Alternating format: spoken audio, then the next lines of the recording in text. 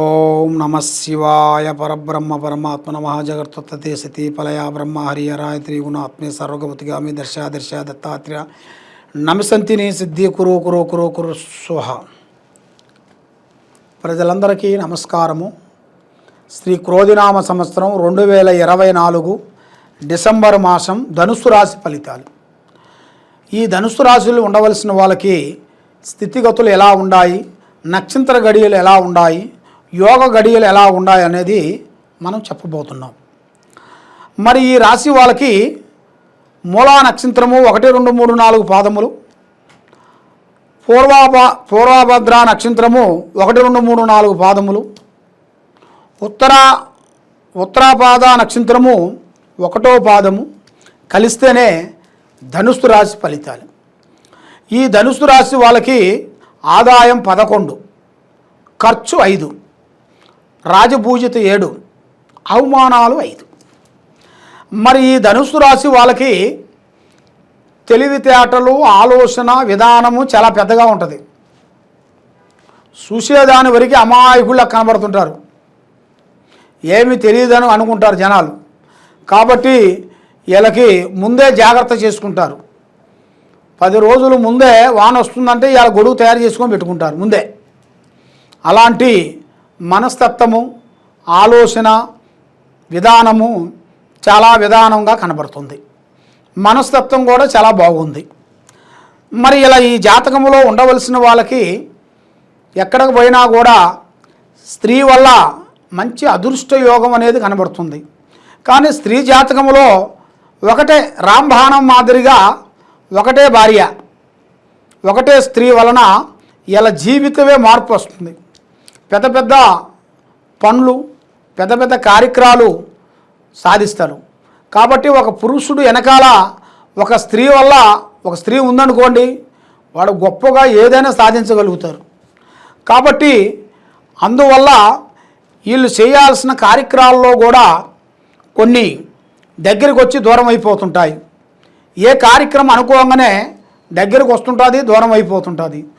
మరి వీళ్ళ మీద ప్రజల వేడుపు ఎక్కువగా ఉంటుంది. ఆదాయం ఏమి ఉండదు, కానీ బాగున్నారు, సంపాదిస్తున్నాడు, బాగున్నారు అని చాలామంది చాలా విధానాలుగా నరదిష్టి ప్రయోగం ఎక్కువగా ఉంది.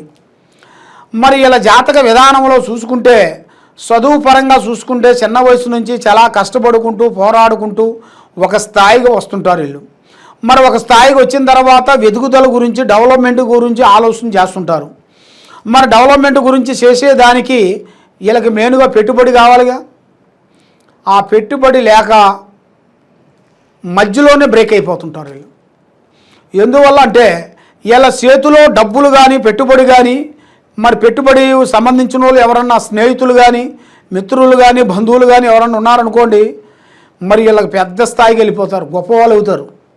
కాబట్టి వీళ్ళ దగ్గర పెట్టుబడి లేని దాని వలన మరి వీళ్ళు సంపాదించుకోవాలి కదా, సంపాదించుకొని ఏదైనా చేయాలి కదా, కష్టపడాలి, సంపాదించాలి, మళ్ళీ డెవలప్మెంట్ చేయాలి.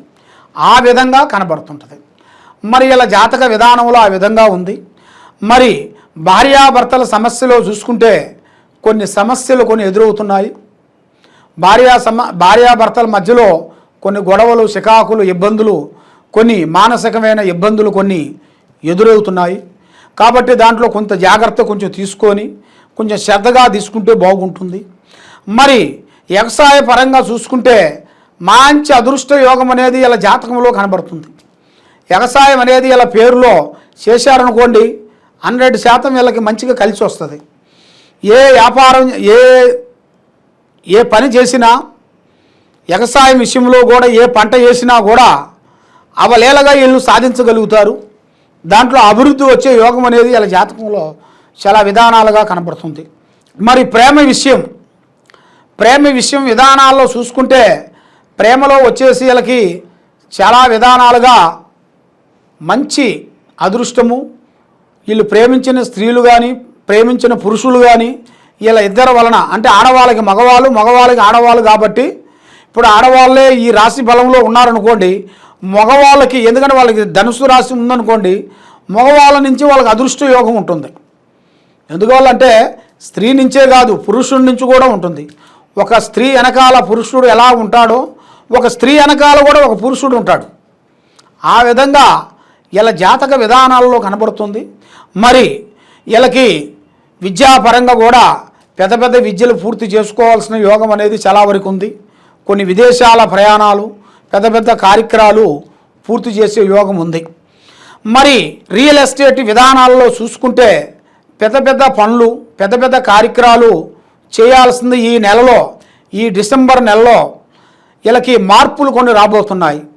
కొన్ని ఇళ్ళు కానీ, కొన్ని బండ్లు కానీ, కొన్ని పనులు కానీ, వ్యాపార బిజినెస్లు కానీ మార్పులు. అంటే ఈ బిజినెస్ తీసి కొత్త బిజినెస్ పెట్టడం, మళ్ళీ ఈ బిజినెస్ ఇలాగే ఉంచేసి మళ్ళీ ఇంకో కొత్త బిజినెస్ని స్టార్ట్ చేయటం, దాంట్లో ఎవరన్నా ఒకరిని పార్ట్నర్ని పెట్టి దాన్ని మెయింటైన్ చేయటం.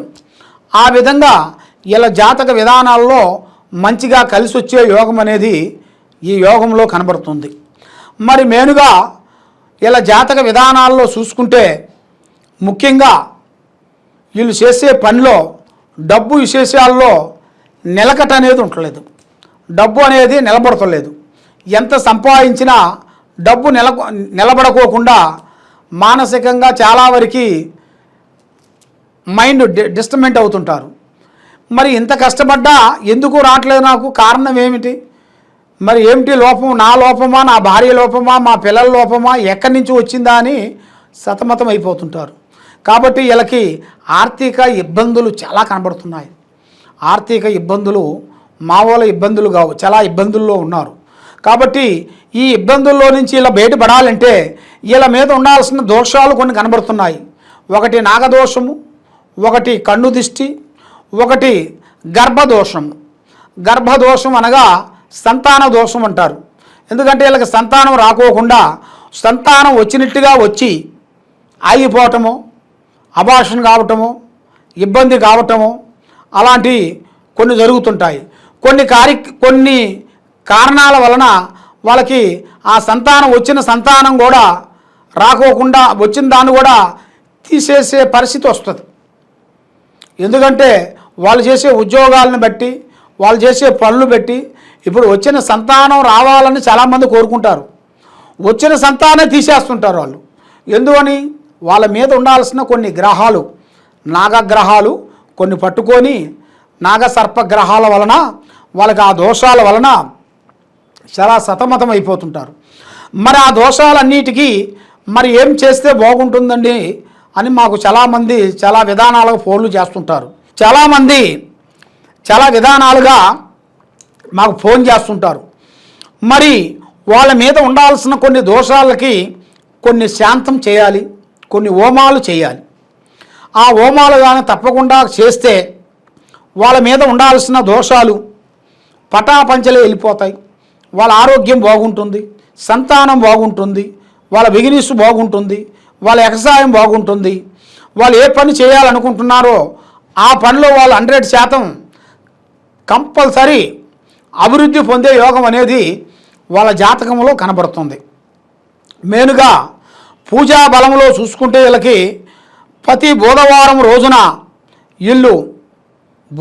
రోజున వెజిటేబుల్ అంటే కూరగాయలు ఆహార పదార్థము బుధవారం రోజున కూరగాయలతో తినాలి. భోజనం అంటే ఒక పూట భోజనం చేయాలి. చేసి ఆ బుధవారం రోజున స్త్రీ మేడారం సమ్మక్క సారలమ్మ అమ్మవారిని పూజించాలి.